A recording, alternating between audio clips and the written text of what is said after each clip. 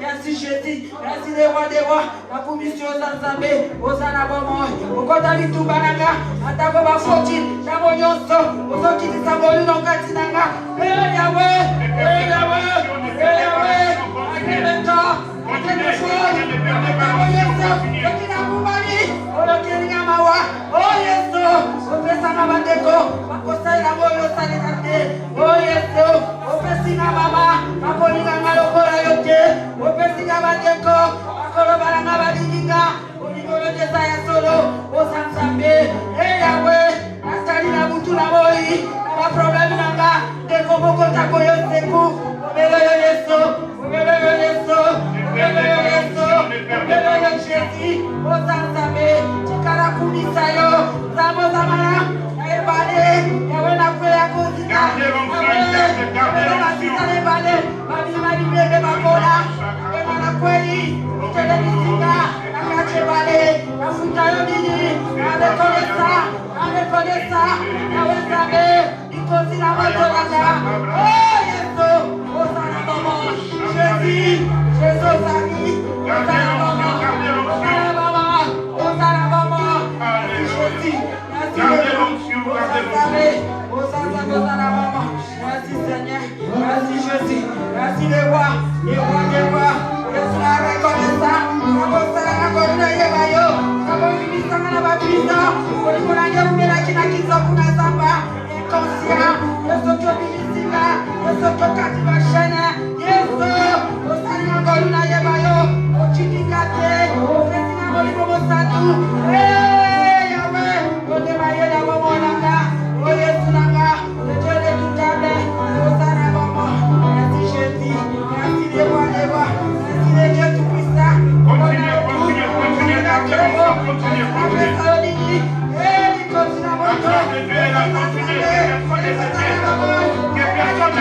Continuez.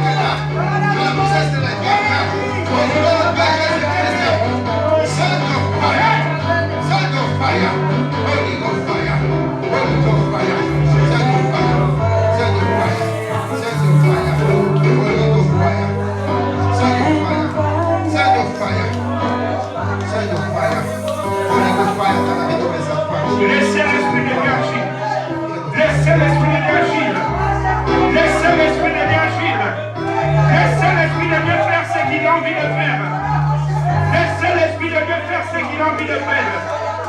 Laissez le Saint-Esprit agir. Laissez-le faire ce qu'il veut faire. Laissez-le te toucher. Ne le bloque pas, ne l'empêche pas. Laisse le Saint-Esprit faire ce qu'il peut faire cet après-midi. Parce qu'il est là dans cette salle. Il est là. Oh là là. Oh, oh, oh, oh. Oh, oh, oh, oh. My God.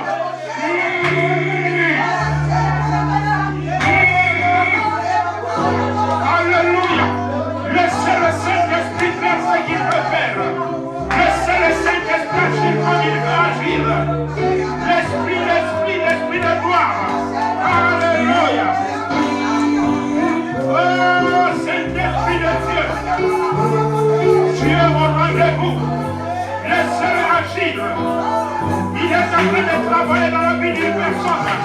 Il est en train de toucher la vie d'une personne. Il est en train de transformer la vie d'une personne. Il est en train de changer la vie d'une personne. Il est en train de visiter une personne. Ne soyez pas distraits. Ne soyez pas distraits. Cet après-midi, quelque chose est en train de se passer. Tu ne vas pas sortir ici tel que tu es entré. Le Saint-Esprit est en action. Au nom de Jésus, il a répondu présent à l'appel de son peuple. Alléluia.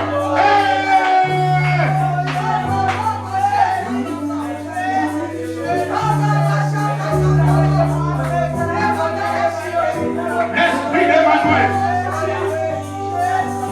L'Esprit d'Emmanuel est en train de visiter.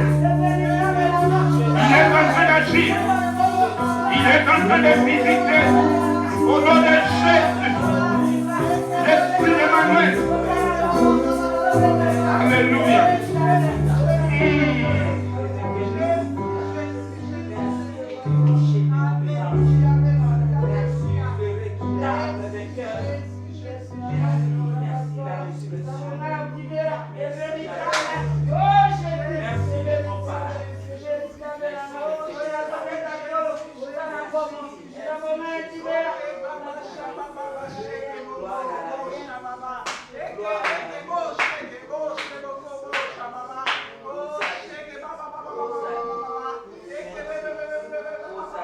L'Esprit ne lâche pas. L'Esprit ne lâche pas. L'Esprit ne lâche pas. L'Esprit ne lâche pas.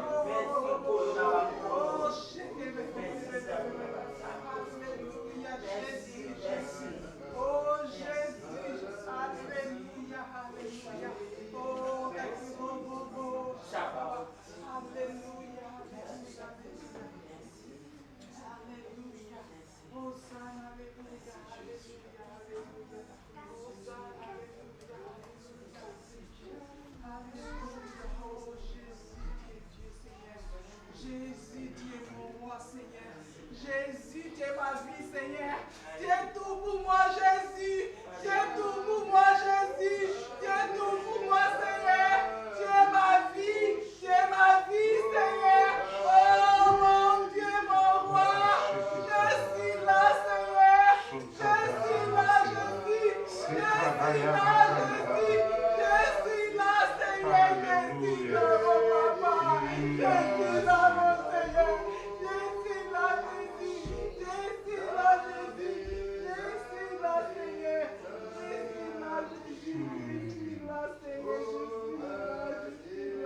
Merci Seigneur pour ta grâce et ta visitation. Dans le nom de Jésus-Christ. Alléluia, alléluia, alléluia. Alléluia, alléluia, alléluia. Oh, restons calmes au nom de Jésus.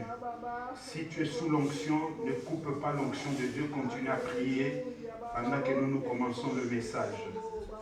Ne te déconnecte pas de l'Esprit de Dieu si tu es encore sous l'onction.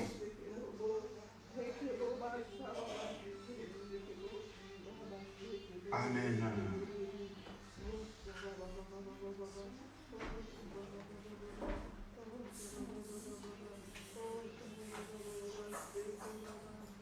Bien-aimés, notre enseignement de cet après-midi a pour thème le Dieu qui se cache. Amen. Le Dieu qui se cache. C'est ça notre thème de cet après-midi. Le Dieu qui se cache. Amen. Le Dieu qui se cache. Vous devez comprendre une chose, bien-aimée, que le Dieu que nous servons est un Dieu qui habite, tel qu'il est écrit dans la Bible, dans une lumière inaccessible. Amen. Notre Dieu habite une lumière inaccessible. C'est pourquoi nous allons parler concernant le thème « Le Dieu qui se cache ». Amen. Ce message, bien-aimé, il y a un prophète qui a prêché cela, que je connais aussi très bien. Il a prêché ce message sur Facebook. Je suis en train de poursuivre le message, je l'écoutais prêcher, il prêchait. Et lui, il a prêché comme un prophète. Et à la fin de son message, moi je crois que j'étais entre les 15 dernières minutes de son message, je suivais. Et pendant qu'il prêchait, il dit ceci. Le Saint-Esprit me met à cœur que le docteur Esaïe, tu puisses aussi prêcher ce message. Tu dois l'enseigner comme un enseignant. Moi, j'ai parlé comme un prophète, mais toi, tu dois aller vraiment comme un enseignant. Amen. Amen. Je l'ai écouté, lui, il voulait que je prêche cela sur Facebook.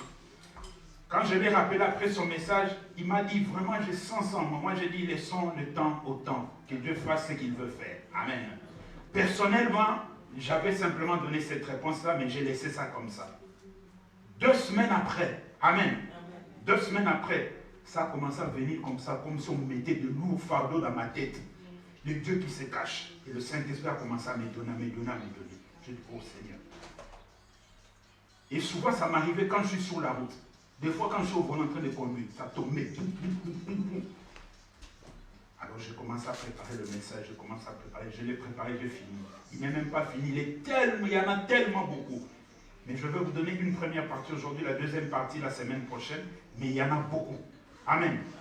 Nous parlons du Dieu qui se cache. Et je dis que notre Dieu habite une lumière inaccessible à l'humain. C'est-à-dire, il est écrit dans la Bible, l'homme ne peut voir Dieu et vivre. Amen. L'homme ne peut voir Dieu et vivre. Amen. Et passons d'abord dans les définitions. Que veut dire le mot cache? Amen. Définition. Cache. Lieu où se cacher. Amen. Lieu propre où se cacher. Et nous avons le verbe cacher, qui veut dire mettre une personne en un lieu où on ne peut pas la voir. Ou bien couvrir une chose, empêcher qu'on ne la voie. Alléluia.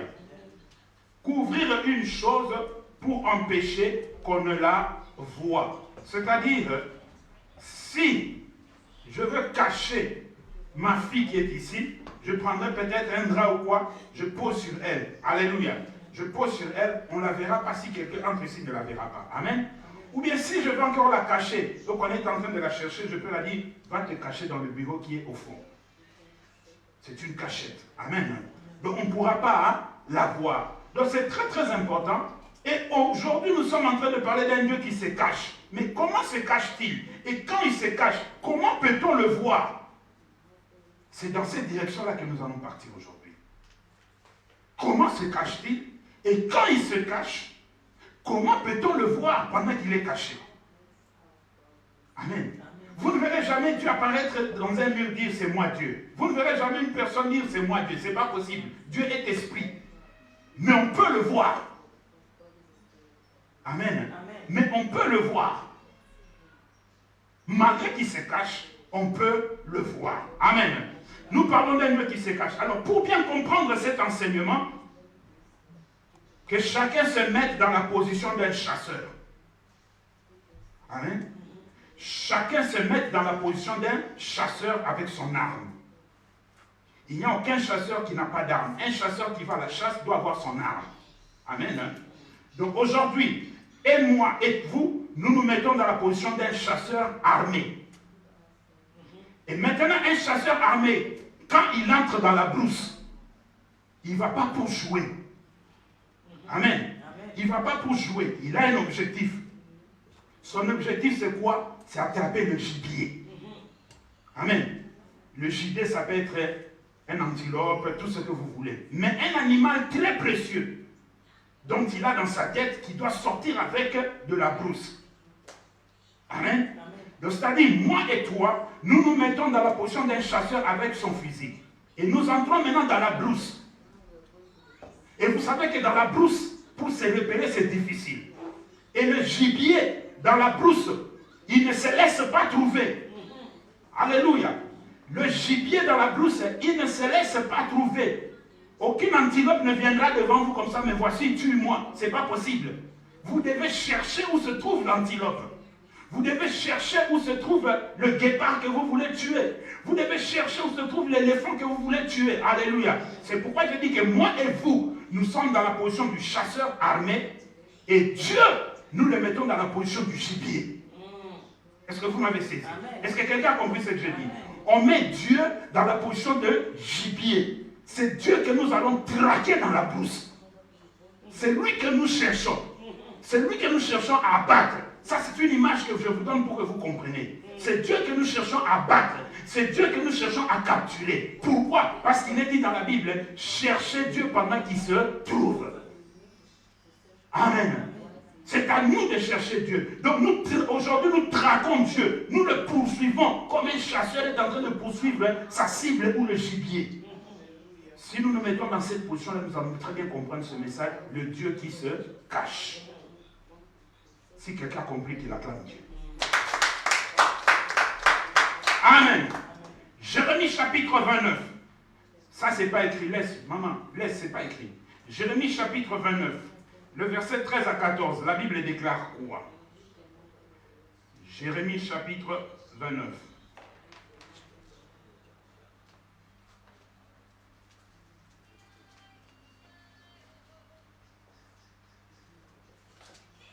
Le verset 13 à 14, la Bible déclare ceci. Vous me chercherez et vous me trouverez. Si vous me cherchez de tout votre cœur, je me laisserai trouver par vous, dit l'Éternel. Et je ramènerai vos captifs. Je vous rassemblerai de toutes les nations et de tous lieux où je vous ai chassés, dit l'Éternel. Alléluia. 1 Chronique chapitre 22, le verset 19a.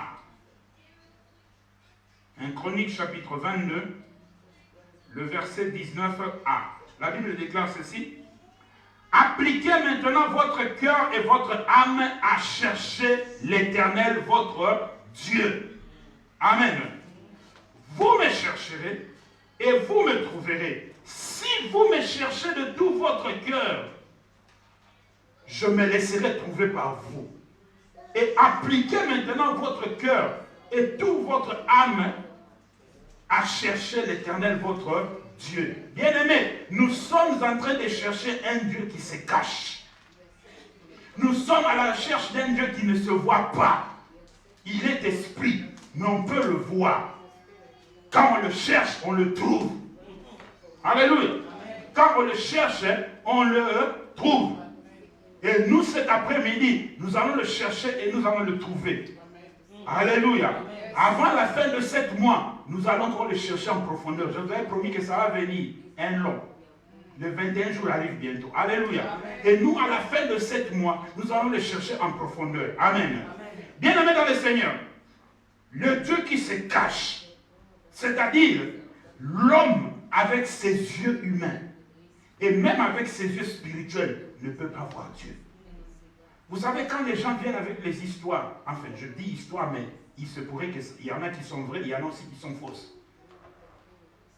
Oh, je suis monté au ciel, j'ai vu ceci, j'ai vu cela. Je les écoute toujours pour entendre s'ils peuvent me décrire comment est Dieu. Mais je n'ai jamais entendu quelqu'un décrire comment est Dieu. Il y en a d'autres qui disent, oh, j'ai vu Jésus. Comment il était Jésus? Il dit, j'ai vu quelqu'un avec un visage qui était brillant. Ça, c'est une forme qu'il leur donne dans les visions. Mais personne ne peut voir Dieu. jusqu'au temps convenable qu'il a lui-même fixé selon Apocalypse. Le jour où nous serons dans le banquet de l'agneau, à table avec lui en train de manger. Il est écrit que ce jour-là, nous le verrons face à face et nous le connaîtrons tel qu'il est. Amen. Personne ne peut voir Dieu et vivre. Mais nous, aujourd'hui, nous le traquons, nous le cherchons et nous allons le voir. Comment nous allons le voir? Parce que c'est un Dieu qui se cache. Alléluia. Premier point. Voici comment nous pouvons le voir. Et voici comment il s'est caché et on l'a vu quelque part. Alléluia. Premier point. Dans Enoch. Dans Enoch. Est-ce qu'on peut arrêter l'enfant s'il vous plaît? Dans Enoch. Genèse chapitre 4, verset 25 à 26.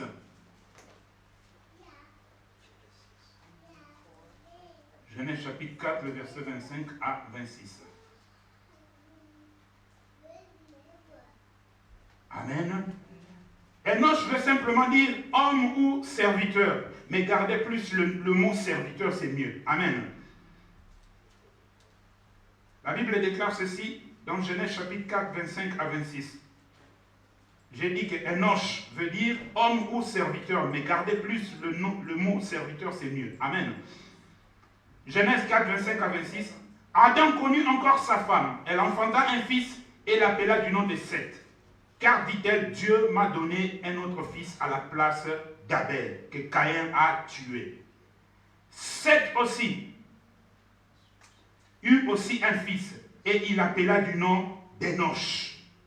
C'est alors qu'on commença à invoquer le nom de l'Éternel. Alléluia. Que s'est-il passé? Il s'est passé que le fils aîné, Caïn, d'Adam et Ève, est venu au monde. Amen. Il était cultivateur. Après lui, ils ont eu un autre fils, Abel. Mais lui, il était fermier. Il élevait les animaux. Dieu n'avait rien demandé. Ce n'est pas Dieu qui avait fait cette demande. Mais c'est venu de leur propre chef. Alléluia. C'est venu en eux-mêmes. Ils ont dit, nous allons offrir à Dieu une offrande qui va le plaire. Caïn a amené le produit de son champ. Abel aussi a amené le produit de son troupeau. Ce n'est pas Dieu qui avait demandé l'offrande, eux-mêmes. Alléluia. Il arrive des fois que vous prenez la décision de faire du bien à Dieu. Faites-le aussi bien. Faites attention. Quand tu dis que je vais faire quelque chose pour la gloire de Dieu, fais-le aussi bien. Parce que le Dieu que tu sers, le Dieu que tu veux offrir est un Dieu qui est plus que parfait. Le Dieu à qui tu veux donner quelque chose est en tout et pour tout. Donc tu dois faire une chose qui est bonne. Ne fais pas une chose où tu hésites, où tu boites. Si tu sens l'hésitation, ne le fais pas. Ça ne sera pas agréé. Amen. Ils ont fait leur offrande. Et la Bible nous dit que Dieu a refusé de garder l'offrande de Caïn, mais il a agréé celle d'Abel. En voyant cela, l'esprit des morts a pénétré le cœur de Caïn, malgré l'avertissement de Dieu. Que fais attention, je vois le péché à ta porte. Il est en train de frapper, ne l'ouvre pas la porte. Mais il a ouvert. On aime trop dire au diable, le diable m'a tenté, le diable m'a poussé. Je vous dis qu'aujourd'hui, au temps où nous sommes, 70% des péchés que nous commettons, ça vient de nous-mêmes.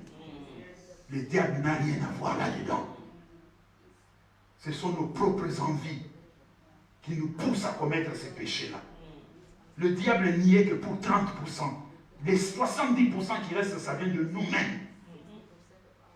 Et voilà Caïn qui tue son frère Abel. Après l'avoir tué, le sang de son frère a crié devant le trône de gloire. Dieu demande à Caïn, où est ton frère Abel? Et nous connaissons la suite, comment Dieu l'a chassé, il est parti dans le pays des Nord. Alléluia. À partir de ce jour-là, parce que le sang a été versé, ça coupait la relation entre l'homme et le Créateur. On ne parlait plus de Dieu. Il n'y avait plus de conversation avec Dieu. On ne citait plus le nom de Dieu. Alléluia. On ne citait plus le nom de Dieu. Rien.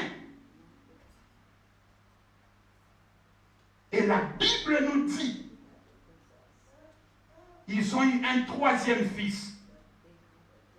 Après Abel qui était mort, Seth est né. Amen. Seth est né. Et rien du tout. Alléluia. Seth est né et il n'y avait rien. Bien-aimé, il n'y a pas plus pire que d'être privé de la gloire ou la présence de Dieu. Vous savez, vous pouvez avoir vos millions. Faites un exercice, vous allez voir. Les milliardaires, les millionnaires, fréquentez-les.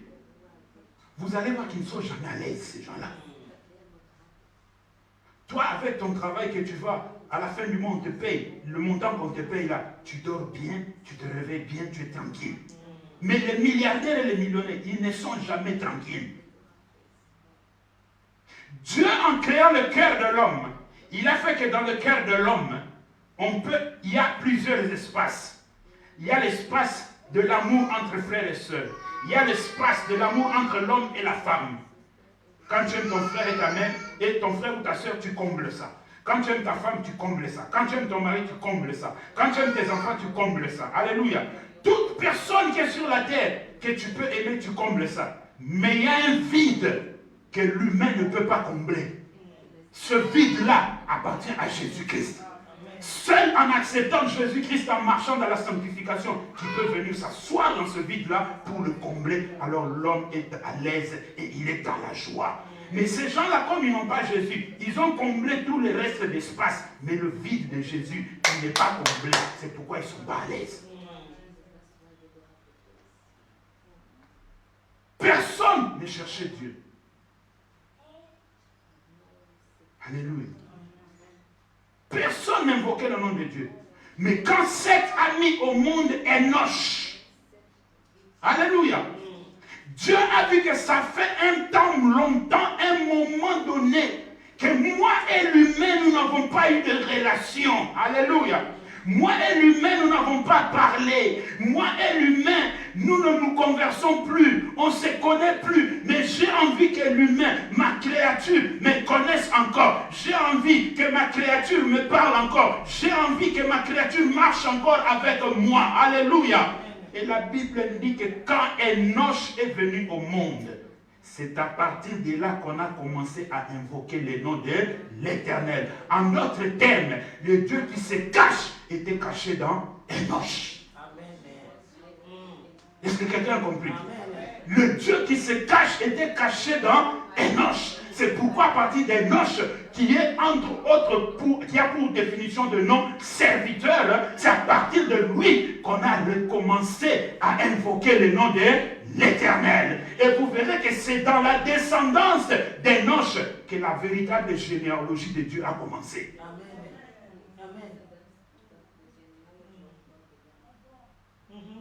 Le Dieu qui se cache. Mais on peut le voir. Les descendants ont vu le Dieu qui se cache à travers Enoch. Parce que c'est à partir de lui qu'on a invoqué le nom de l'Éternel. On a commencé à invoquer le nom de l'Éternel. Alléluia. Il se peut que dans ta famille, personne ne connaît le Seigneur. Il se peut que dans toute famille du monde, on a adoré des statues, on a été dans la sorcellerie, on a été dans la magie, dans l'occultisme, tout ce que vous voulez. Personne ne connaît Dieu, personne n'invoque le nom de Dieu. Nous invoquons simplement le nom de marabout tel, sorcier tel, le grand tel, tout ce que vous voulez. Mais il y aura un jour où Dieu dira, je vais sauver cette famille. Mais pour sauver cette famille, je dois me cacher à travers un enfant qui viendra au monde. Alléluia. Et peut-être cet enfant-là dans la famille, c'est toi. Mais le problème est que tu dois aussi apprendre à jouer ton rôle dans ta famille. Si tu ne joues pas ton rôle, ta famille ne verra pas Dieu à travers toi. Parce que Dieu est caché à travers toi, c'est à toi de le manifester. Amen. Alléluia. Amen. Ma femme est là. Ils sont nés 12 dans leur famille. 12. Personne ne connaissait Dieu. Personne n'invoquait Dieu. Elle est 5e. Hein? Elle est 5e de la famille. Devant elle, il n'y a que les hommes. Elle est la fille aînée. Et derrière elle, il y a aussi tout un peloton. Amen. En 82, quand elle a accepté Jésus-Christ comme Seigneur et Sauveur, en 82 s'il vous plaît, À l'époque, il y avait une église qui venait de naître, l'église qu'on appelle Dieu est bon, en Ingal Nzambe Malam. Là, le prophète Haïdi Nabala venait de commencer l'évangile en RDC. Alléluia. Quand elle a accepté Jésus, Dieu s'est caché à travers elle. Et elle est venue dans sa famille. Elle a commencé à prendre ses frères et ses soeurs, de force même, les amener au culte pour prier. Alléluia. Elle a manifesté Jésus dans sa vie, dans sa famille. Aujourd'hui, nous parlons. Son frère aîné, l'aîné de la famille, des 12 pasteurs. Elle, prophétesse, celle qui vient après elle, diaconesse. Celle qui suit après, elle a épousé un serviteur de Dieu. Alléluia. Celui qui vient après, évangéliste. Celui qui suit après, pasteur. Alléluia. La cadette, elle a épousé un évangéliste. Elle a manifesté Dieu. Il n'y a que 2 dans la famille qui sont encore en train de danser à gauche-droite. Mais tous les 10 sont dans le Seigneur. Pourquoi? Dieu s'était caché à travers elle et elle a présenté Dieu dans sa famille. À partir d'elle, on a commencé à invoquer le nom de Jésus dans sa famille. Bien-aimés, écoutez. Vous croyez y échapper. Avec Dieu, on n'y échappe pas. Dieu n'utilisera jamais un arbre. Dieu n'utilisera jamais quoi que ce soit un instrument. Non. Dieu ne passe que par l'homme quand il veut agir. Il va se cacher à travers toi s'il veut délivrer ta famille. Mais tu dois jouer ce rôle-là. Si tu ne le joues pas et que membre de la famille périssent sans connaître Jésus que tu lui as présenté, que tu le veuilles ou pas, son sang te sera demandé. Amen. Amen. Son sang te sera demandé. Et tu auras des problèmes avec Dieu.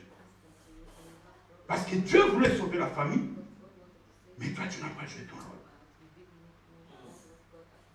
Dieu ne viendra jamais dans une famille à la porte, il sonne, c'est moi Dieu, je vais vous sauver. Non, il va se cacher à travers une personne, un enfant de la famille. Il est un Dieu qui se cache, mais on peut le voir.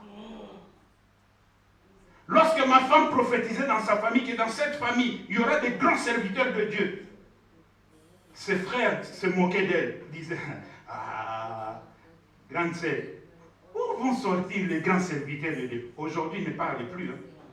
Aujourd'hui, tout le monde est d'accord. Parce que quand Dieu a parlé, même si ça prend le temps que ça prendra, ça finira par s'accomplir.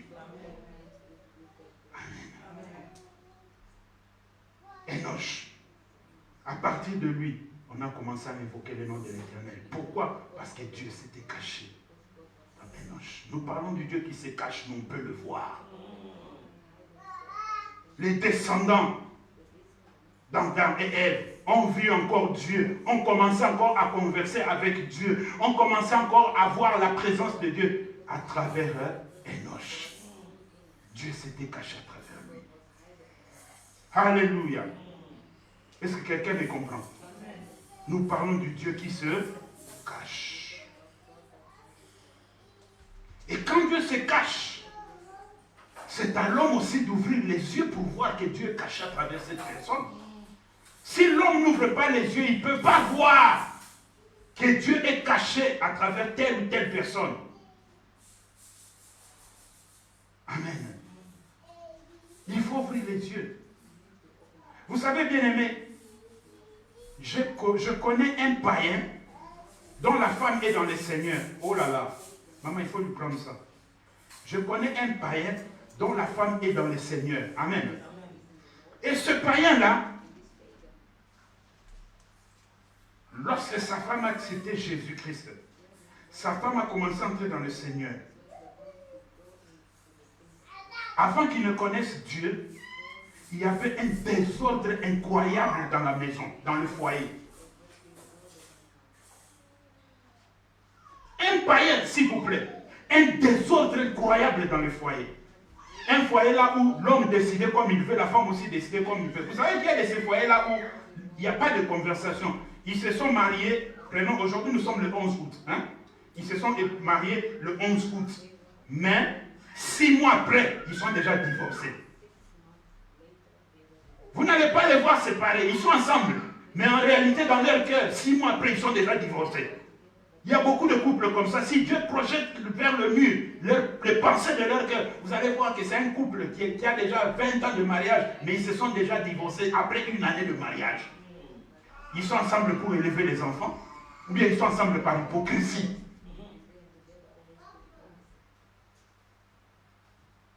J'ouvre une parenthèse pour dire ceci. Écoutez, les choses d'amour là, les choses concernant l'amour entre l'homme et la femme, si l'un a déjà sorti l'autre de son cœur, il ne faut pas forcer la nôtre. On peut vouloir arranger quand vous vous aimez encore, même si vous êtes disputé, mais vous vous aimez encore. Mais si l'un a déjà sorti l'autre de son cœur, ça devient inarrangeable, on ne peut plus rien faire. Parce que si vous vous entêtez à continuer à vouloir rester ensemble, c'est là que viendra le meurtre. L'un va tuer l'autre. Ou l'un va empoisonner l'autre. Parce qu'il voudra se débarrasser d'eux. Je ferme la parenthèse. Alors voici ce païen qui a remarqué que quand sa femme a accepté Jésus, sa femme a commencé à se tourner vers Jésus, sa femme est entrée dans la profondeur de la parole. Il a remarqué que dans le foyer, les choses ont commencé à changer. Ils étaient chaque semaine, les gens devaient intervenir, ou bien la police, pour leur séparer, parce qu'ils se battaient sérieusement. Et vous imaginez en Europe, ici, un homme et une femme qui se battent. En Afrique, on a l'habitude peut-être, mais en Europe, c'est un peu comme un scandale. Et c'est aussi les gens de femmes. Vous savez, on peut être homme, mais il y a des femmes aussi qui sont très fortes. Hein? Ah, si tu ne fais pas attention, l'homme, tu vas te retrouver par terre. Alléluia. Il y a des femmes comme ça qui sont très très fortes. Vous comprenez? Mais l'homme a remarqué quoi? Que depuis que la femme est dans le Seigneur, qu'elle est entrée dans la profondeur, le foyer a commencé à changer. Une autre atmosphère a commencé à s'imposer dans le foyer. Quand l'homme se fâchait, la femme le regardait et rigolait, dit, tu ne sais pas ce que tu fais. La femme ne répondait pas à ses attaques. Et comme la femme ne répondait pas à ses attaques, vous savez, c'est comme le diable, quand il attaque, si vous ne répondez pas, il se souffre. La femme ne répondait pas. La femme a mené les enfants en prière. Et l'homme a bien observé sa femme. L'homme a compris que Dieu s'est caché dans sa femme pour lui sauver aussi. Mais avant de venir, qu'est-ce qu'il faisait? Quoi qu'il était païen, chaque dimanche, il allait rencontrer ses amis, il s'est rencontré quelque part, il prenait la boisson alcoolisée, il criait, il dansait comme il voulait. Mais qu'est-ce qu'il faisait maintenant? Depuis ce jour-là, il a commencé à faire quoi? Le dimanche, il démarre la voiture, il arrange tout, lui-même il fait le travail à la maison pour laisser sa femme préparer les enfants pour aller à l'église. Il démarre la voiture, il vient, il dépose sa femme devant la porte de l'église. Vous finissez à quelle heure? À 17h. Lui, il va là où il doit aller, gauche, droite, gauche, droite. À 16h moins, non, à 17h moins 5, il est déjà devant la porte de l'église, il attend dans sa voiture que sa femme sorte. Il les ramène à la maison. Ça a commencé comme ça. Il part, il revient. Il part, il revient. Et un jour, il s'est dit, oh, mais pourquoi partir, revenir? Bon, aujourd'hui, je vais le laisser, je vais attendre là. Je vais aussi participer au culte. Il est venu déposer la femme et il est venu participer aussi au culte. Et malheureusement pour lui, et heureusement aussi pour lui, ce jour-là, il y avait un prophète qui était venu prêcher à l'église. Le culte est fini. Quand il s'est levé pour partir, le prophète a dit, hé, monsieur, viens. Il a commencé à détailler, l'homme est tombé par terre. C'est ce jour-là qu'il est entré dans le Seigneur. Mais pourquoi? Parce qu'il avait vu que Dieu était caché à travers sa femme. Si tu ne vois pas Dieu qui est caché derrière dans une personne, tu peux aussi passer à côté de ce que Dieu a préparé pour toi. Mais pour qu'il voie ça, c'est à travers de ce que sa femme a commencé à manifester dans la maison. Deuxième point. Le déluge. Le mot déluge veut simplement dire inondation. Genèse chapitre 7, le verset 1 à 24. C'est trop long, je vais lire et je vais m'arrêter quelque part. Amen. L'Éternel dit à Noé, entre dans l'arche, toi et ta maison, car je t'ai vu juste devant moi parmi cette génération. Tu prendras auprès de toi 7 couples de tous les animaux purs, les mâles et sa femelle. Une paire des animaux qui ne sont pas purs, le mâle et sa femelle. 7 couples, oiseaux, des oiseaux du ciel, mâles, femelles, afin de conserver leur race en vie sur la face de toute la terre. Car encore 7 jours, je ferai pleuvoir sur la terre 40 jours et 40 nuits. Et j'exterminerai de la face de la terre tous les êtres que j'ai faits. Noé exécuta tout ce que l'Éternel lui avait ordonné. Noé avait 600 ans lorsque le déluge d'eau fut sur la terre. Je reviens au verset 5. Noé exécuta tout ce que l'Éternel lui avait ordonné. Amen. Mais la lecture continue jusqu'au verset 24. Amen. Le Dieu qui se cache.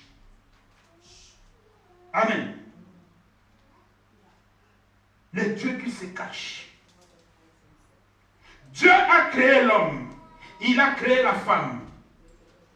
Dieu a vu que l'homme a commencé à se pervertir. L'homme a commencé à s'égarer. Dieu nous avait créés pour que nous vivions longtemps sur la terre indéfiniment. Dieu ne nous avait pas créés pour que nous mourons un jour. Mais Dieu nous avait créés pour que nous soyons indéfiniment. Dans le premier logiciel de Dieu, il n'y avait pas la mort. Mais quand l'homme s'est corrompu avec le diable, c'est là que Dieu a dit, non, je dois changer mon logiciel. Amen. Et dans le logiciel de Dieu a dit, c'est pourquoi vous verrez que quand l'homme a péché, or dans le jardin d'Éden, il y avait l'arbre de connaissance de la vie et de la connaissance du bien et du mal, et puis il y avait aussi l'arbre de vie. Mais ce qui m'a étonné, ce qui continue à m'étonner jusqu'à aujourd'hui, j'essaie de réfléchir, comment l'homme n'avait pas eu le temps de manger l'arbre de vie. Mais il passait chaque jour devant l'arbre de vie. Il passait aussi chaque jour devant l'arbre de connaissance de bien et du mal. Je vais vous dire une chose. Il y a un proverbe en français qui dit ceci. Ce n'est que l'interdit qui crée le désir. Ce qu'on interdit là, c'est ce qui attire. Ce qu'on interdit là, c'est ce qui crée le désir. Je peux laisser ça ici. Je prends 100 €, même 1000 €. Je mets à l'intérieur. Je ferme, je laisse ça ici. On peut partir, on peut finir le culte, personne ne fera attention, on va partir. Ça reste là. Mais il y a 1000 € à l'intérieur. Personne ne fera cas. Mais si j'ose simplement dire, faites attention à mon essuie que j'ai laissé là, parce qu'il y a de l'argent à l'intérieur.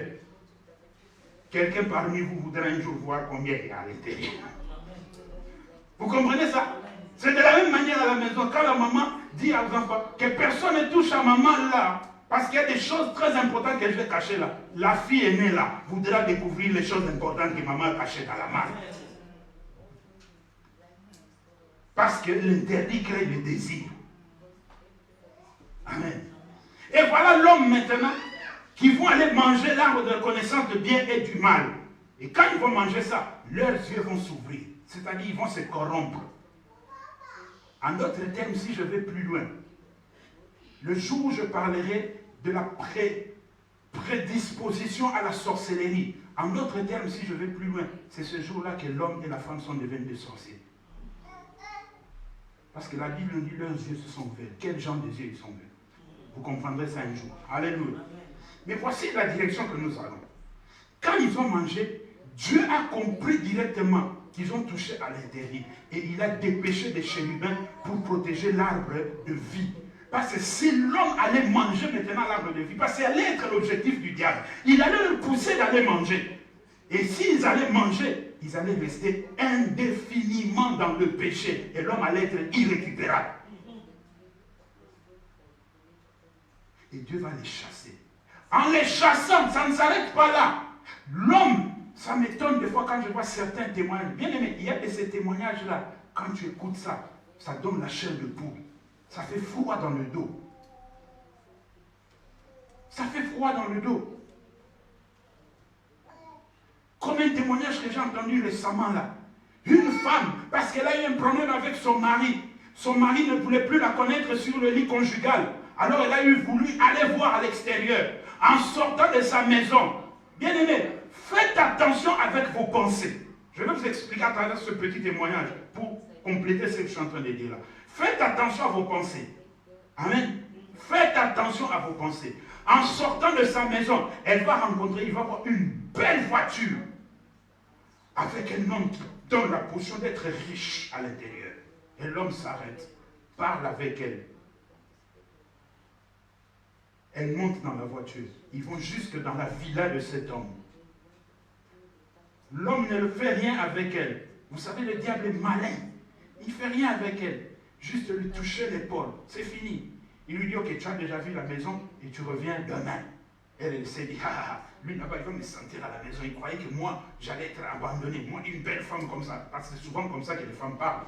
Moi, une belle femme comme ça, je suis bien bâti là. Lui, qu'est-ce qu'il croyait? J'ai rencontré quelqu'un. Le lendemain, elle se lève et va dans la même villa. Ah, tu es venu. Elle rentre. En entrant, mets-toi assis. Ok, ça va. Va te laver, elle va se laver. Elle croyait qu'ils allaient faire ce qu'ils voulaient faire là. Il dit non. Voilà 5 000 €. C'est pas avec moi. Il ouvre une porte et voici un chien qui a cette taille-là. C'est avec le chien. Et quand la femme commence à paniquer, c'est pas ce qu'on était, on lui dit, si tu ne veux pas, ce chien-là va te dévorer, il va te tuer. Elle était obligée de céder. Et elle a pris les 5 000 €, elle est sortie. Elle a commencé à pleurer, à crier. Elle a rencontré les policiers. Les policiers ont dit, qu'est-ce qu'il y a? Elle a expliqué l'histoire. Les policiers sont revenus jusque dans la villa. En sonnant à la porte de la villa, quand ils ont sonné, qui sont venus ouvrir? 2 vieilles personnes très âgées qui ont à peu près 90 ans. Vous voyez? Et quand on va l'amener à l'hôpital, ça je ne vais pas ouvrir ça parce qu'il y a des enfants ici, c'est pas trop poli. Alléluia. Mais il est arrivé qu'elle ne pouvait plus rester en vie, elle est morte. Et les 5 000 €, parce que c'est elle-même qui a confessé à son mari, et les 5 000 € qu'elle croyait qu'on l'avait donné, elle a dit à son mari, c'est dans le sac. Quand le mari va ouvrir le sac, il va trouver qu'il y a des papiers, mais qu'il y avait les formes de l'argent, mais c'était des papiers. Qu'est-ce que je veux dire par là, par les pensées? Le diable, il n'est pas omniprésent, mais il travaille en réseau. Dans tout le quartier, dans tous les avenues, il y a un représentant de l'ennemi. Amen. Dans la technologie actuelle, vous savez souvent, actuellement, la technologie tire beaucoup de choses du monde des ténèbres. Dans la technologie actuelle, il y a ce qu'on appelle les radars. Amen. Il y a ce qu'on appelle les radars. Avec les radars de la technologie actuelle, on peut mettre l'appareil ici, dans ce quartier-là, et on envoie le radar, et le radar va montrer toutes les maisons de Zandam, combien de personnes il y a à l'intérieur, où sont-ils, celui-là est dans la chambre, celui-là est dans la douche, celui-là est dans la cuisine. À partir du radar, on voit ça. De la même manière aussi, le diable agit. Quand il se promène, il a aussi ses radars spirituels. Il est en train de les lancer et il traque. Il regarde. Celui qui aura des pensées perverties, on le récupère. C'est comme ça qu'on a récupéré cette femme. Comme elle avait déjà des pensées impures en elle pour prouver à son mari qu'elle est encore une femme, les radars ont vu, on l'a ciblée, on dit, oh, il y a une personne là-bas. Et ils ont leur envoyé pour aller la rencontrer. De la même manière ici, l'homme s'est perverti. Au lieu d'être avec l'homme, la Bible nous dit, avant que Dieu ne tue, n'envoie le déluge, il est écrit que les fils de l'homme sont descendus du ciel et ont commencé à avoir des enfants avec les femmes qui étaient sur la terre. Mais qui étaient ces fils de l'homme? Puisque sur la terre, il n'y a que des humains. Dieu n'a créé, à part l'humain comme toi et moi, Dieu n'a créé que des créatures spirituelles. Or, les fils de l'homme dont parle la Bible, c'était les anges du diable qui revêtaient le corps humain et venaient commencer à faire des enfants avec l'homme qui était sur la terre. Alors Dieu a vu que le monde était perverti. C'est là qu'il va lancer à Noé. Il va dire, attention, Noé, construis une arche, entre dans l'arche et entre avec les animaux, chaque espèce pour la préserver. Et moi, je vais envoyer les déluges. Mais Noé maintenant se posait la question. Et il a commencé à réfléchir. Et c'est en réfléchissant que Noé a compris où Dieu allait se cacher. Noé a compris que Dieu allait se cacher à travers le déluge. Est-ce que vous comprenez ça? C'est pourquoi quand Noé disait aux autres, attention, Dieu va détruire le monde, on ne voulait pas l'écouter. Mais Noé, quand Dieu lui a dit que je vais envoyer le déluge, et la Bible nous dit que au verset 5, Noé a fait tout ce que Dieu lui avait demandé. Pourquoi? Noé a vu déjà spirituellement que Dieu allait se cacher à travers le déluge. C'est pourquoi il a exécuté. Le Dieu qui se cache. Dieu s'est caché à travers le déluge. C'est pourquoi Noé n'a pas hésité. Entrer dans l'arche et sa famille et les animaux, et ils se sont abrités. Amen. Des fois, si vous regardez la vie d'une personne, ou même peut-être votre propre vie, quand vous commencez à dérouter de la face de l'Éternel, Dieu se cachera en une chose qui vous sera un obstacle. Amen. Dieu se cachera. Mais c'est à vous maintenant de voir et de comprendre. Il y a un serviteur de père son nom parce qu'il est déjà mort. Mais avant qu'il vienne dans le Seigneur, avant qu'il ne serve le Seigneur, il était déjà dans le Seigneur. Mais Dieu l'appelait maintenant à le servir à plein temps. Il refusait, il fuyait. Un jour, en sortant du culte, comme le culte comme ça après, en sortant du culte, en arrivant dehors, les gens qui venaient derrière le voyaient. Il était en train de marcher avec sa Bible pour entrer à la maison. Mais ça, c'est lui-même qui va le dire. Mais les gens n'ont vu qu'une personne qu'on a pris, on a soulevé, on a mis par terre. Mais en réalité, il avait reçu un double pacte de la part de l'Éternel. Parce que lui-même qui va dire, il a dit, j'ai senti qu'on m'a donné une double pacte. Et les gens ont couru, parce qu'il était déjà un peu âgé. Il est mort, il est mort, il est mort quand on est venu pour le lever. Qu'est-ce que ça? Il dit, non, non, non, ça va. J'ai compris ce qui m'arrive, j'ai compris ce qui m'arrive. Il a compris que Dieu s'est caché à travers cet événement-là. Et depuis ce jour-là, il a servi Dieu jusqu'à la fin de ses jours.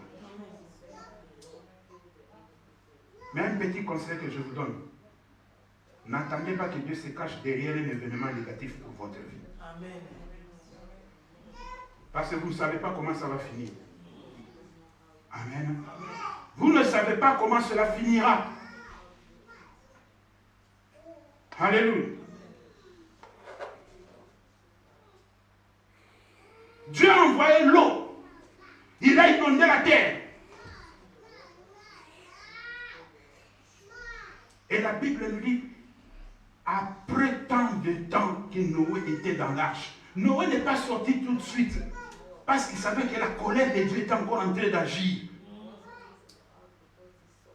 Il a ouvert la fenêtre, il a regardé, il n'y avait rien. Pas un arbre, rien du tout. Il a dit non, non, non, non. Dieu est encore en action. J'attends. Il a attendu encore et il a envoyé le corbeau. Le corbeau n'a pas mené de solution. Il a envoyé la colombe. Et c'est quand la colombe lui a ramené une feuille d'olivier qu'il a compris que c'est bon, la colère de Dieu s'est apaisée. Et je peux sortir. Amen. Ou on fait semblant, ou on ne veut pas, ou on comprend, mais on ne veut pas montrer qu'on a compris. Est-ce que vous avez compris ce que je dis? Moi, quand j'étais sur les bancs de l'école, on avait un professeur en mathématiques qui nous posait 3 questions. Qui sont ceux qui ont compris? Les gens qui comprenaient vite levaient le doigt. Qui sont ceux qui n'ont pas compris? Nous, il faut qu'on nous explique encore 3 fois. Nous, on était là. Il faut 3 fois pour que je comprenne. J'ai levé les doigts. Mais il y a une 3e catégorie après qui posait la question. Qui sont ceux qui refusent de comprendre? Amen. Alléluia. Alors imaginez-vous en Afrique, ce n'est pas en Europe, en Afrique, un professeur qui pose la question, qui sont ceux qui refusent de comprendre? Même si tu n'avais pas compris, tu vas lever les doigts. C'est comme ça aussi avec Dieu. Et je vous dis la vérité. Vous pouvez mentir le monde, vous pouvez mentir à vos semblables, mais vous ne vous mentirez pas à vous-même. Car votre conscience continuera toujours à vous acculer. Quand tu dis, oh non, moi je ne sais pas, moi c'est comme ça, ta conscience te dit, menteur, menteuse. Alléluia. Amen. Quand quelque chose t'arrive, le Saint-Esprit, même si tu l'avais déconnecté de ta vie, il viendra te dire, telle chose t'arrive à cause de ceci ou de cela. Que tu fasses semblant ou pas, il te le dira. Et tu comprendras. Mais tu voudras faire semblant devant les hommes. Qu'est-ce qui est important pour toi? Ta relation avec Dieu ou ta relation avec les hommes?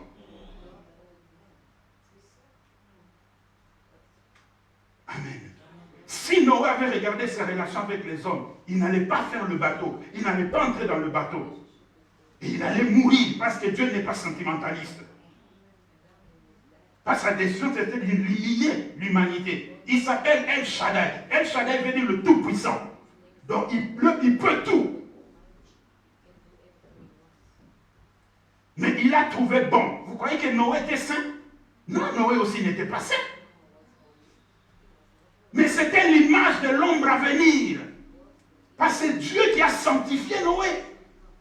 C'est Dieu qui a dit que toi, je t'ai trouvé bon. Donc Dieu a ouvert prophétiquement une parenthèse qu'il a vite fermée parce que ça devait s'accomplir dans la nouvelle alliance. Alléluia. Dans la nouvelle alliance, Jésus-Christ en venant, c'est lui qui fait de nous des saints, mais nous ne sommes pas des saints. Amen. Dieu avait ouvert ça prophétiquement, il a vite caché ça, parce que ça devait se dévoiler dans la nouvelle alliance. Noé aussi n'était pas si saint que ça. Mais c'était le choix de Dieu. Et quand Dieu fait un choix, lui-même, il sanctifie la personne. Quand Dieu fait un choix, lui-même, il prépare la personne. Quand Dieu fait un choix, lui-même, il prend la personne, il fait avec lui le parcours. Il y a des gens que vous allez chercher dans ce monde, d'où il sort, comment il est venu, comment il prêche. Vous ne trouverez jamais. Dieu a fait lui-même le travail dans l'ombre. C'est à vous simplement de voir que Dieu est caché dans cette personne-là. Acclamez l'Éternel. Amen. Troisième point. Le feu au mont Carmel. 1 Roi chapitre 18, le verset 17 à 19. Le nom Carmel veut simplement dire campagne fertile. Le nom Carmel veut simplement dire campagne fertile. 1 Roi chapitre 18, 17 à 19.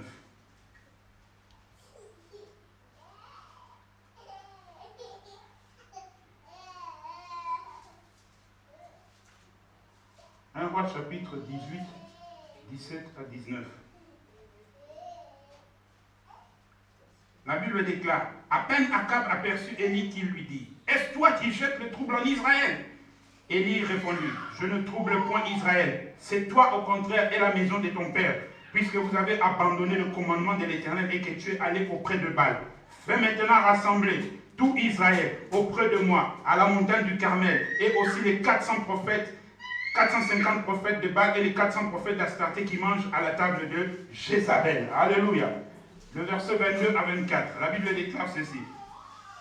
Élie dit au peuple, je suis resté seul des prophètes de l'Éternel, et il y a 450 prophètes de Baal, qu'on nous donne 2 taureaux, qui choisissent pour eux l'un des taureaux, qui le coupe par morceaux, et qui le place sur la terre de bois sans y mettre le feu. Et moi je préparerai l'autre taureau, je le placerai sur le bois. Puis invoquez le nom de votre Dieu, et moi j'invoquerai le nom de l'Éternel. Le Dieu qui répondra par le feu, c'est celui-là qui sera Dieu. Et tout le peuple répondit en disant, c'est bien. Alléluia. Et la lecture continue, et moi je m'arrête là pour expliquer. Amen. Nous parlons du Dieu qui se cache. Il est arrivé que Dieu a dit à son peuple que vous ne prendrez jamais de femmes étrangères. Vous savez qu'il y a des tribus en Afrique, je crois que ça existe même jusqu'à aujourd'hui, où si tu es par exemple Bassa, on te dit que tu ne peux pas épouser une femme ou un homme qui ne soit pas Bassa. C'est-à-dire si tu es du Bas-Congo, et au Bas-Congo chez nous, nous avons plusieurs tribus. Nous avons les Ntandu, les tout. On te dit si tu es Muntandu, tu ne peux pas épouser une Mouyombe ou un Mouyombe. Alléluia. Il y a de ces choses-là qui existent comme ça. Je connais un homme de Dieu, ils sont nés 13 dans la famille. Mais leur mère, en épousant leur papa, on lui a dit dans sa famille, tu as épousé une tribu qui nous est interdit d'épouser. Ils sont du Bas-Congo, mais j'ai oublié les noms de leur tribu. On lui a dit, tu as épousé une tribu que nous on n'épouse pas. À cause de cela, tu n'auras personne pour t'enterrer. Amen. On lui a dit, tu n'auras personne pour t'enterrer. Comment il s'appelle encore? Voilà, le pasteur Kondo à Kondo. Et il est arrivé, bien aimé, que quand la malédiction des sorciers a commencé à frapper, le papa est mort. Qui frappe là? Le papa est mort. Amen. Le papa est mort. L'aîné, tout ça, ils ont commencé à mourir. Et quand ils sont arrivés à atteindre le 10e de la famille, lui, le papa Kondo, a accepté Jésus-Christ comme Seigneur et Sauveur. Amen. Il a accepté Jésus-Christ comme Seigneur et Sauveur. Ils ont ramassé le 11e. Ils ont ramassé le 12e. Et quand ils sont venus pour ramasser lui, le 13e, ils l'ont trouvé dans le Seigneur, blindé. Donc il ne pouvait plus rien faire. C'est lui qui a arrêté l'hémorragie. Et il est resté le seul des 13 qui étaient nés. Donc 12 sont partis comme ça. Et on avait dit à sa mère, tu n'auras personne pour t'enterrer parce qu'on va tuer tous tes enfants. Mais lui, il a dit à ses oncles et tout ça, il a dit, vous avez dit à ma mère qu'il n'aura personne pour l'enterrer. Mais moi, je suis là. Sa mère a grandi, elle a vieilli, elle est morte et c'est lui qui a enterré sa mère. Vous comprenez bien? Élie a vu ça. Il a dit à Akab, tu sais bien que Dieu avait interdit à Israël d'aller vers les femmes étrangères ou les hommes étrangers. Mais tu es parti prendre une femme qui s'appelle Jézabel et qui t'a dérouté du chemin de l'Éternel. Alléluia. Bien-aimé, si vous lisez cette histoire, tout le commencement de l'histoire, au début c'est Dieu, au milieu ce n'est pas Dieu, au milieu c'est Élie. Et à la fin c'est Dieu. Je vous explique. Au début c'est Dieu qui dira à Akab, regarde ce que, à Élie, pardon, regarde ce que Akab a fait, va lui dire qu'il s'est perverti, qu'il s'est confondu avec sa femme. Élie va, il dit à Akab le message que Dieu lui a donné. Mais le problème c'est quoi? Oh, Élie devait s'arrêter au message. Dire à Akab que c'est toi qui es en train de détruire le peuple, c'est toi qui as dérouté le peuple. Il devait s'arrêter là. Mais qu'est-ce qu'Élie va faire? Après qu'il ait donné le message de Dieu, il va dire ceci. Maintenant, Akab va dire aux 450 prophètes de Baal et aux 400 prophètes d'Astarté qui mangent à la table de Jézabel de venir me retrouver au mont Carmel. Et n'oublie pas de venir avec le peuple de Dieu. Ça, ce n'était plus Dieu. Est-ce que vous me comprenez? Au début, c'était ainsi par l'Éternel contre Akab. Mais ce qui a suivi après, c'est Élie lui-même maintenant. Amen. C'est Élie lui-même maintenant qui s'engage. Il convoque les 850 prophètes pour aller au mont Carmel ainsi que le peuple de Dieu. Akab dit, oh, regardez-moi cet homme. Il est seul et il va affronter 850 prophètes. Ok, nous y arrivons. Quand ils arrivent au mont Carmel, il était seul, comme ça. Et eux en face, 850 prophètes, et derrière les 850 prophètes, le peuple de Dieu, parce qu'Israël était dans l'idolâtrie. Et il va d'abord commencer à poser la question à Israël. Israël, jusqu'à quand battrez-vous de deux côtés? Si c'est l'Éternel qui est Dieu, suivez-le. Si c'est Baal qui est Dieu, restez là-bas. Et la Bible nous dit que le peuple ne lui répondit rien. Alléluia. Je suis toujours dans le Dieu qui se cache. Mais j'ouvre une parenthèse pour vous faire comprendre une certaine chose.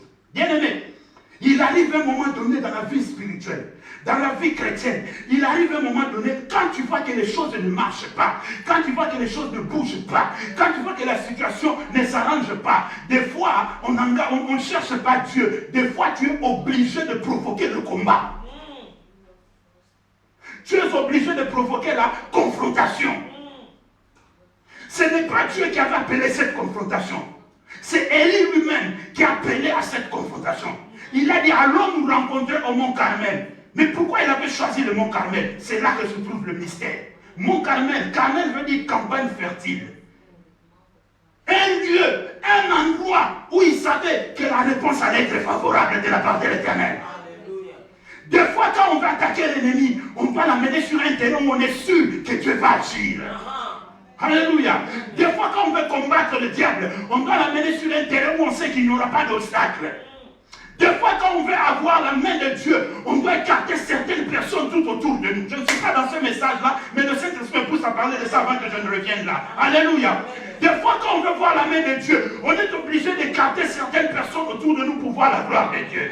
La Bible nous dit ceci. Pierre, lorsqu'on l'a appelé, quand Dorcas était morte, quand il est arrivé, il est entré dans la maison, il a trouvé les veuves en train de pleurer. Pierre a dit tout le monde dehors. Il a sorti tout le monde. Il est monté dans la chambre haute seul. Alléluia. Il avait besoin d'un environnement où il n'y aura pas de distraction. Et c'est là qu'il a crié, Dorcas, Tabitha, lève-toi. Il arrive des moments dans la vie spirituelle, bien-aimé, vous avez besoin de provoquer la confrontation avec l'ennemi. Si vous avez un véritable Dieu en vous, il arrive des moments où vous devez le montrer au diable. Il ne faut pas simplement attendre qu'on vous attaque. Il est dit en français, la meilleure défense c'est l'attaque. Des fois, il faut l'attaquer avant que lui vous attaque. Si vous attendez toujours que vous soyez attaqué, vous allez perdre le combat.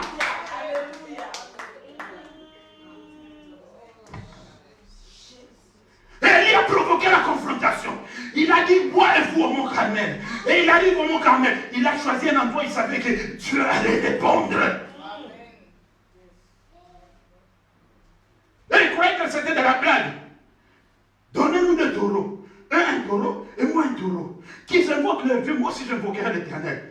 Le Dieu qui répondra par le feu, c'est celui-là qui est Dieu. Ah, dites avec moi, le Dieu qui répondra par le feu.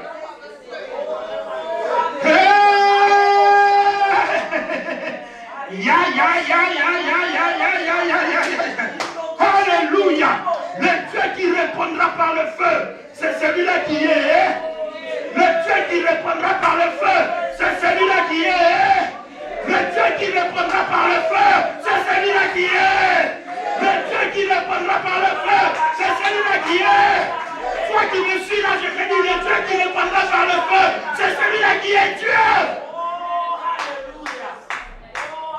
Provoquez la confrontation. Ne laissez pas l'ennemi prendre le dessus comme ça.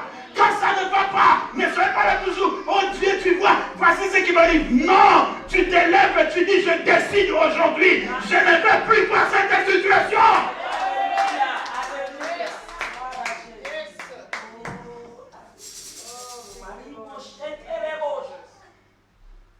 Amen.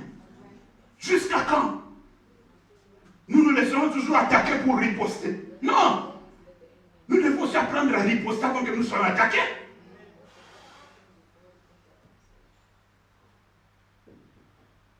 Élie a fait ce qu'il devait faire. Et c'est au moment, parce qu'il savait que le diable n'a pas de feu. Où il va le trouver? Mais Élie savait qu'il sert un Dieu qui s'appelle le feu dévorant, qui descend sous forme de feu et qui exerce ce jugement aussi par le feu.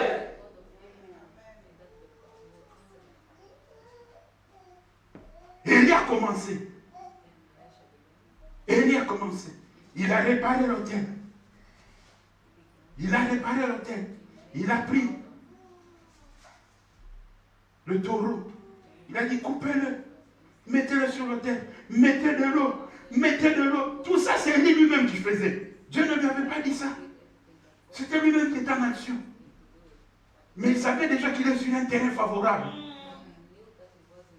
Vous savez déjà qu'il est sur un terrain favorable. Vous savez, quand vous êtes sur un terrain favorable, faites tout ce que vous devez faire, l'Éternel sera avec vous. Amen. Vous comprenez? Amen. Faites tout ce que vous devez faire, l'Éternel sera avec vous. N'hésitez pas. Ne reculez pas non plus. Avancez. Alléluia.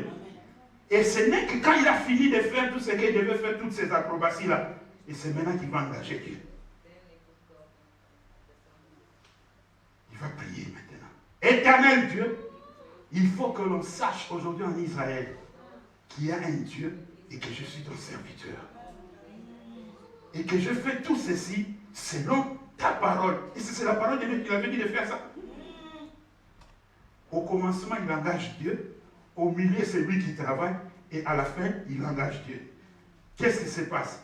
Au commencement, il commence avec alpha. au milieu, il est avec Emmanuel, donc Dieu parmi les hommes, c'est-à-dire moi aussi l'homme, je peux agir. Yes. Et c'est très compris.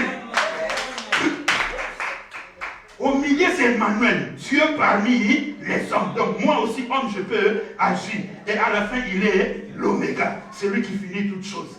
C'est pourquoi à la fin, il est encore évoqué. Il n'avait pas encore fini de parler. Le feu est tombé. Et ce jour-là, Israël qui était flou, Israël à qui on avait posé la question, jusqu'à quand boiterez-vous de deux côtés? Où se trouve votre Dieu? Israël ne savait plus où se trouvait Dieu. Il ne savait plus si le Dieu véritable existait, ou bien c'était le Baal qui était le véritable Dieu. Mais quand le feu est descendu, nous parlons du Dieu qui se cache. Dieu se cachait dans le feu. Quand le feu est descendu, ce n'est pas Élie qui a parlé, ni Akab qui a parlé, ni les prophètes de Baal qui ont parlé. Mais la Bible nous dit, quand le feu est descendu et qu'il a consumé l'Holocauste, c'est le peuple qui a parlé. Et ils se sont mis à genoux, ils ont dit, c'est l'Éternel qui est Dieu, c'est l'Éternel qui est Dieu. Ils ont vu Dieu à travers le feu. Acclamons l'Éternel. Dieu s'était caché à travers le feu. Et ils ont vu Dieu à travers le feu. Amen. Il y a un événement qui s'est passé à Babylone. Amen. Le roi a fait une statue. Il a dit, le jour où vous entendrez le son de sambuc, de guitare, ainsi de suite, celui qui ne se prosternera pas devant la statue sera jeté dans le feu.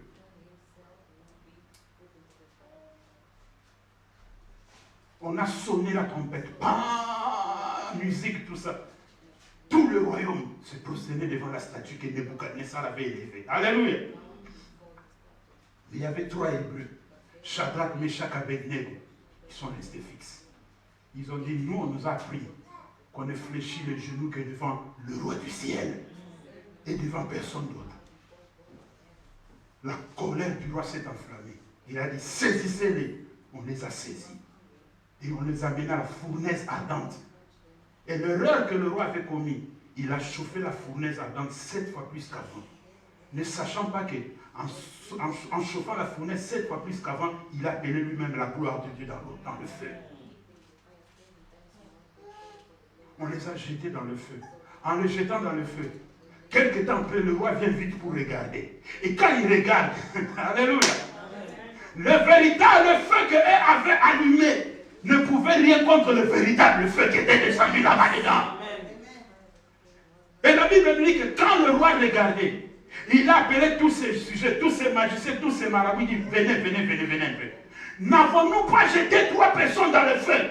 Ils disent, comme c'était la coutume à l'époque, oui, roi, vie éternellement, nous avons jeté 3 personnes dans le feu. Un roi païen, qui ne connaissait pas Dieu, qui pouvait parler dans un langage limité, mais écoutez ce qui sort de sa bouche. Il dit, mais je ne vois plus 3 personnes, mais je vois 4 personnes. Et la 4e personne a l'image de fils de Dieu. Qui lui a révélé cela?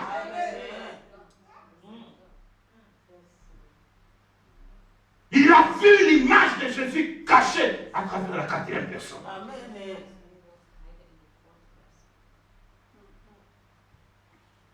Et prophétiquement parlant, dans le Nouveau Testament, Jésus-Christ est aussi appelé l'homme, le 4e homme. Il est venu sur l'eau vers la 4e heure de la nuit.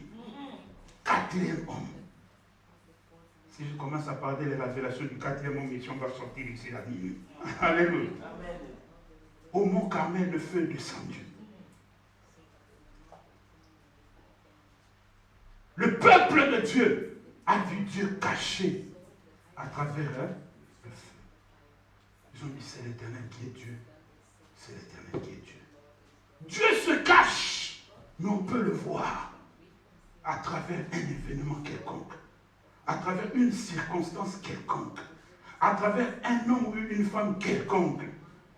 Mais c'est à nous simplement d'ouvrir les yeux et de voir et de comprendre. Amen. Dieu n'aime pas les fainéants spirituels. déjà physiquement, ils n'aiment pas les fainéants. Les gens qui restent à la maison croient que le travail va venir leur trouver à la maison. Dieu n'aime pas ça. Dieu dit, l'homme mangera la sueur de son front. Tu dois travailler pour manger. Si tu ne travailles pas, tu n'auras pas de nourriture. Alléluia. Et spirituellement aussi, Dieu n'aime pas les fainéants. Parce qu'il y a de ces gens dans l'église, ils aiment être des fainéants spirituels, amener toujours leurs problèmes aux intercesseurs ou aux pasteurs pour qu'ils prient. Non, Dieu n'aime pas les fainéants spirituels. Des fois, quand ça ne va pas, levez-vous vous-même, confrontez le problème par la prière, confrontez le problème par des déclarations prophétiques, confrontez le problème par des déclarations vibrantes en engageant le nom de l'Éternel. Ne me cherchez pas tout le temps. Débrouillez-vous, Dieu est avec vous. Amen. Je ne suis qu'un dernier recours. Même si je suis un dernier recours, ce n'est pas moi qui vais agir, c'est Jésus. Amen. Donc vous avez plus besoin de Jésus que de moi. Est-ce que vous avez compris? Amen. Ne soyez pas des fainéants spirituels. Comment vous allez savoir que Dieu est avec vous? Comment vous allez savoir que Jésus marche avec vous? Comment vous allez savoir que vous avez tel don? Comment vous allez savoir que je peux aussi faire ça? Comment? Alléluia. Et c'est ce qui va se passer à ce quatrième point. Quatrième point, le manteau d'Élie. Alléluia.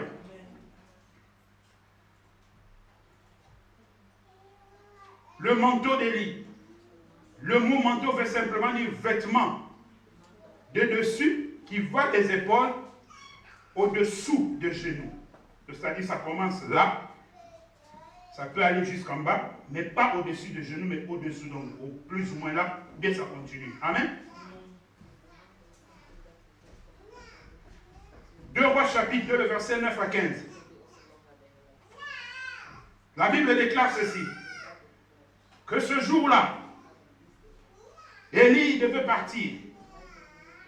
Et comme Élie devait partir, on ne savait pas comment il devait partir, mais on savait qu'un enlèvement allait se faire. Et la Bible nous dit que le fils de prophète, quand la Bible parle de fils de prophète, c'est-à-dire des enfants aspirant au ministère prophétique. Alléluia. Les fils de prophète vont dire à Élisée, tu sais que ton maître sera enlevé aujourd'hui. À chaque fois, Élisée répondait, je le sais, taisez-vous. Amen. Et quand ils sont arrivés devant le Jourdain, avant de traverser, Élie dit à Élisée, demande-moi quelque chose avant que je ne sois enlevé. Et il va dire ceci à Élie, donne-moi la double portion de ton esprit. Les gens ont mal interprété ce verset en disant qu'Élisée avait reçu la double onction. Non, ce n'était pas la double onction. La Bible est quand même claire, non? Double portion. Ça, c'est une portion. Amen. Ça, c'est une portion. Quand je te dis, donne-moi une portion de ton plat, cela veut dire quoi? Tu vas me couper une partie. La portion, c'est une partie. Je coupe une partie, je te donne. Amen. Mais Élisée maintenant demandait double portion de l'onction qui était sur Élie. C'est-à-dire, 1, 2, pas tout. Ce n'est pas une double onction, une double portion. De 2 morceaux, en d'autres termes, 2 morceaux. Et Élie va lui dire, tu demandes une chose qui est difficile. En d'autres termes, tu me demandes une chose que je ne peux pas faire. Parce que l'onction ne se transmet pas. C'est Dieu qui donne. Amen. Quand on prie pour vous, je te transmets mon onction. Dis à cet homme-là, menteur. Hein? Dis-lui, menteur. Quelle onction tu vas me transmettre? L'onction, c'est la décision de Dieu. Et puis, tu as déjà reçu la première onction que tu ne sais pas, le jour de ton baptême. Quand tu as imposé les mains et que tu reçoives le Saint-Esprit par le feu. C'est ça, l'onction. Qu'est-ce que tu cherches encore? L'onction qui accompagnera le service, ça, c'est autre chose. Mais l'homme aussi ne peut pas te le donner. Ça ne viendra que de Dieu. Parce que la définition du mot onction, c'est quoi? L'onction, c'est la capacité, l'amabilité, la force que Dieu communique à une personne pour faire des choses qui lui étaient autrefois impossibles. C'est ça l'onction. Dans ta vie, tu es timide. Tu es timide. Malgré que tu es chrétien, tu es timide. Mais quand tu te mets, tu t'élèves pour prêcher, la timidité part. C'est l'onction qui fait ça. Vous comprenez? On te voit, maman, elle a vieilli. Elle marche fatiguée. Mais quand il se met à genoux et commence à intercéder 5 heures du temps, c'est l'onction qui fait ça. Amen. Vous comprenez? Et voilà cet événement-là. Quand ils arrivent au Mont Carmel, ils demandent la double portion de l'esprit qui était sur Élie. Élie lui dit, c'est impossible. Mais si tu me vois quand je serai enlevé, c'est là que tu arriveras. Si tu ne me vois pas, ça sera impossible. Et Élie enlève son manteau. Il frappe les eaux. En frappant les eaux, Élie n'avait rien dit. Vous me suivez? Élie a simplement enlevé son manteau. Et qu'est-ce qu'il a fait? Il a frappé les eaux du Jourdain. Et les eaux se sont séparées. Ils ont traversé. Et quand ils ont traversé, les fils des prophètes qui attendaient l'enlèvement d'Élie étaient restés de l'autre côté, ils regardaient au loin. Quand ils sont arrivés de l'autre côté, pendant qu'ils parlaient, Dieu a envoyé des chars de feu. Et c'est passé entre eux, ça les a séparés et Élie est monté. Et en montant, Élie a enlevé son manteau. Il a laissé tomber son manteau. Alléluia. Il a laissé tomber son manteau. Et quand Élisa a vu son manteau, Élisa commence à crier, mon père, char d'Israël. Aujourd'hui, si on surnomme quelqu'un, on donne à quelqu'un un nom selon la Bible, les gens disent, oh, c'est pas biblique, on a surnommé Élie, char d'Israël. Ah oui, hein? Jésus lui-même d'ailleurs est surnommé les gens. Je crois, c'est dans le Nouveau Testament, où il a surnommé le fils des Zébédée. Hein? Il les a appelés le fils de tonnerre. C'est lui qui a surnommé.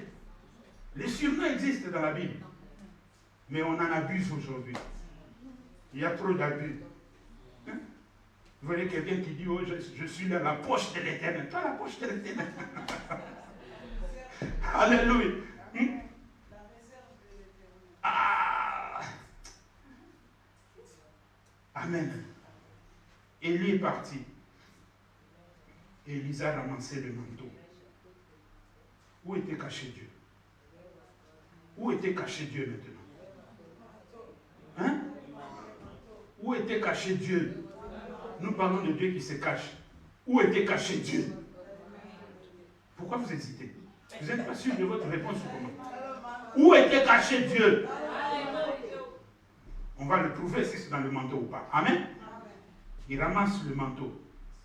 Et il déchire ses vêtements à cause de l'amertume parce qu'il est resté seul, il ne savait plus comment faire. En d'autres termes, avant d'agir avec Dieu, tu dois dépouiller ton ancienne nature.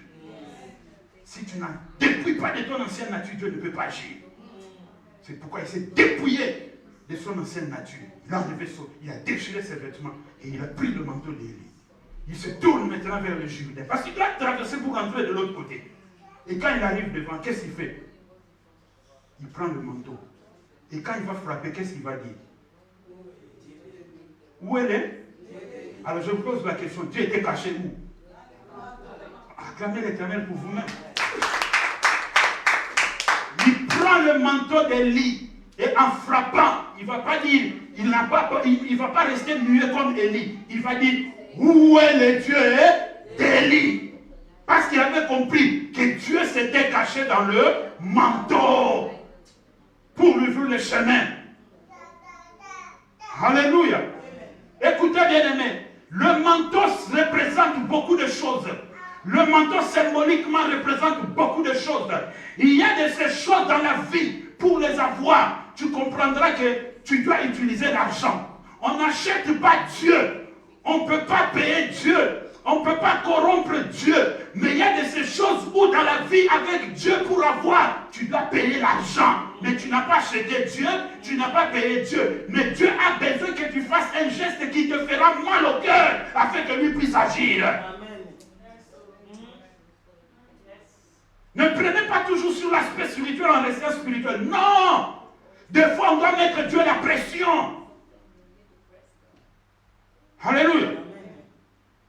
Il y a un homme de Dieu à qui on venait de donner un très beau costume avec de nouvelles chaussures. Au moment où il venait de recevoir ce cadeau-là, en sortant de celui-là, il avait un sérieux problème dans sa vie. Un très très sérieux problème dans sa vie. Les autorités projetaient de l'arrêter bientôt. Et au moment où il recevait ça, en sortant comme ça, il rencontre un autre serviteur de Dieu qui venait de l'intérieur du pays, mais les gens des serviteurs disaient que Dieu n'a pas encore commencé à bénir. Quand il l'a vu, il a dit, ah, viens, il l'a appelé. Il a dit, viens. Il dit, ah, vous me dites, ça va, avec tous les respects, parce qu'il connaît que c'est un aîné dans la foi. Il dit, ça va, d'où tu viens? Il dit, non, je viens de la province, je viens d'arriver aujourd'hui. Il a dit, ok, voici ce costume, je te le donne comme cadeau, et ces chaussures, je te le donne comme cadeau. Dis à ton Dieu que j'ai un problème, qu'il intervienne dans mon problème. Il est parti. 2 jours après, on lui envoie une lettre pour lui dire que tout ce qu'on avait dit sur toi, c'était des mensonges. On a vérifié, il n'y a pas de problème. Or, en réalité, c'était vrai. Il avait aussi dit, mais Dieu est intervenu. Il n'a même pas prié. Il a pris simplement le cadeau, il a donné. Il dit, dis à ton Dieu d'intervenir dans mon problème. J'ai un sérieux problème. L'homme lui disait, mais quel est ce problème? Il dit, dis simplement à Dieu le problème que j'ai, il sait. Alléluia. C'est ça. La vie chrétienne ne restait pas carrée. La vie chrétienne n'est pas carrée. Dieu n'est pas système. Dieu n'est pas une formule mathématique où on dit racine carrée de 2, ça fait ceci. Non, Dieu est multisystème. Sinon, vous risquerez de croire que vous contrôlez Dieu. Non, Dieu est multisystème.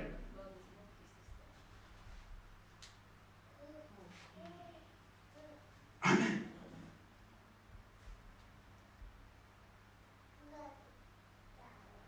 Dieu s'est caché à travers le manteau d'Élie. Et le manteau a ouvert les eaux du Jourdain. Et Élisée est passé.